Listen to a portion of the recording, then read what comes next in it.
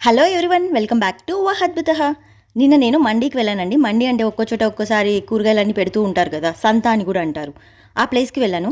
అక్కడ నేను ఈ ఐటమ్స్ అన్నీ చూశానండి. ఇందులో నాకు బొరుగులు తెలుసు, అదేనండి కొన్ని చోట్ల మరమరాలని కూడా అంటారు. ఇంకా పాప్కార్న్ తెలుసు, ఈ జొన్న అటుకులు కూడా తెలుసు. కానీ ఇది చూడండి పొడవు పొడవుగా ఉన్నాయి. ఇక 2, 3 ఐటమ్స్ అవైతే నాకు తెలీదు. ఏంటి ఇవి అని అడిగితే ఇవి కూడా పెలాలు అంటారమ్మా, ఇవి కూడా బొరుగులను ఎలా అయితే తింటామో అలాగే తినేస్తాము అని అన్నారు. టేస్ట్ అయితే బాగుంటుంది అని అన్నాడు. సరే అని చెప్పి ఎంత అని అడిగితే ఆ డబ్బాతో 3 సార్లు వేస్తే రూ. 50 అంటండి. సరే ఒకసారి ట్రై చేద్దామని చెప్పి తీసుకున్నాను. ఇంటికి వచ్చాక వీటిని ట్రై చేసి ఎలా ఉందో చూడాలి ముందు. టాటడాయింగ్, ఇంటికైతే పట్టుకొచ్చేసాను వీటిని.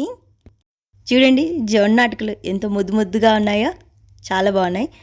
ఇవే పేరు లేని పేలాలు. బొరుగుల కంటే కొంచెం పెద్దవిగా ఉన్నాయి, బట్ టేస్ట్ అయితే బాగుంది.